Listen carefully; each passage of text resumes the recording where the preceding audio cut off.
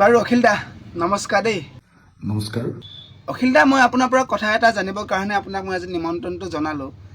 যিহেতু আপোনাৰ আগত আহি আছে আমাৰ বিধানসভা ইলেকশ্যন, তাকে বোলে এবাৰ অসমৰ ৰাইজে কাক ভোট দিলে, কোন পাৰ্টিক ভোট দিলে কি লাভ হ'ব, কি সুবিধা পাব, তাক লৈ আপোনাৰ পৰা মই কিছু পৰামৰ্শ জানিব বিচাৰিছোঁ। জানি লোৱা দৰকাৰ। দিয়কচোন আপোনাৰ মতে কওক যে যদি ধৰ আমি এবাৰ বিজেপিক ভোট দিওঁ তেতিয়াহ'লে বিজেপিৰ পৰা আমি কি পাম? বিজেপিক ভোট দিলে তোমালোকে হিন্দু মুছলমানৰ কাজিয়া পাবা সেইটোতো বেয়া কথা। যদি এবাৰ অসমৰ ৰাইজে কংগ্ৰেছক ভোটটো দিয়ে আৰু কংগ্ৰেছক ভোট দিলে অসমত কেৱল দুৰ্নীতি পাবা। এই অখিল দা আপুনিচোন কংগ্ৰেছৰ লগত মিত্ৰতা কৰিবলৈ গৈ আছে, আকৌ আপুনি কংগ্ৰেছকে যে কাটটো মাৰিলে। কংগ্ৰেছৰ শাসনক লৈ মানুহে বৰ সুখী নহয়। এলায়েন্স কৰিম বুলি কৈছো, এইটো এটা ভাগ্যৰ কথা বুলি ক'ব লাগে। কংগ্ৰেছ বহুত ভাগ্যৱান তেতিয়াহ'লে ন। বাৰু এইবিলাক চব বাদ দিলোঁ, যদি এবাৰ অসমৰ ৰাইজে আপোনাক মানে ৰাইজৰ দলক ভোট দিয়ে তেতিয়া আপোনাৰ পৰা অসমৰ ৰাইজে কি পাব? যদি ৰাইজৰ দলক ভোট দিয়া তেতিয়াহ'লে 4টা বস্তু পাবা।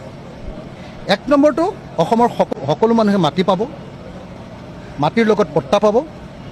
2 নম্বৰটো অসমৰ সকলো পথাৰত পানী পাব, পথাৰৰ পানীৰ লগত আকৌ ট্ৰেক্টৰ পাব, পথাৰৰ পানীৰ লগত আকৌ খাজনা ফ্ৰী পাব, আৰু পথাৰৰ পানীৰ লগত আকৌ মানে আপোনাৰ বিনামূলীয়া বীজ পাব। 3 নম্বৰ, যদি ৰাইজৰ দলক ভোট দিয়ে তেতিয়াহ'লে অসমৰ প্ৰত্যেকজন মানুহে কৰ্মসংস্থাপন পাব। रुला दिया आपने। एक आदमी में इतना टैलेंट कैसे होता? আমি প্ৰতিখন গাঁৱে গাঁৱে প্ৰতিখন নগৰে নগৰে সৰু সৰু ক্ষুদ্ৰ উদ্যোগ প্ৰতিষ্ঠা কৰি অসমৰ প্ৰত্যেকজন মানুহকে কাম দিয়াৰ অধিকাৰ প্ৰদান কৰিম।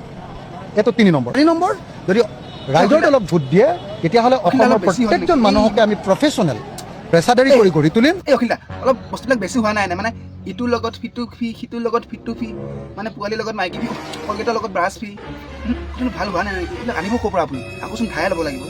এতিয়া যে আপুনি কৈ থাকে বিজেপিয়ে বোলে চামুচে দিছে, বেলচা মাৰি দিছে, তেতিয়া আপোনাক ৰাইজে কি ক'ব জানে? এই অখিল গগৈয়ে চামুচে দিছে, দাম ফাই দি পেলাই লৈ গৈ আছে। এইবিলাক নহয়, ভাল নহ'ব নহয়।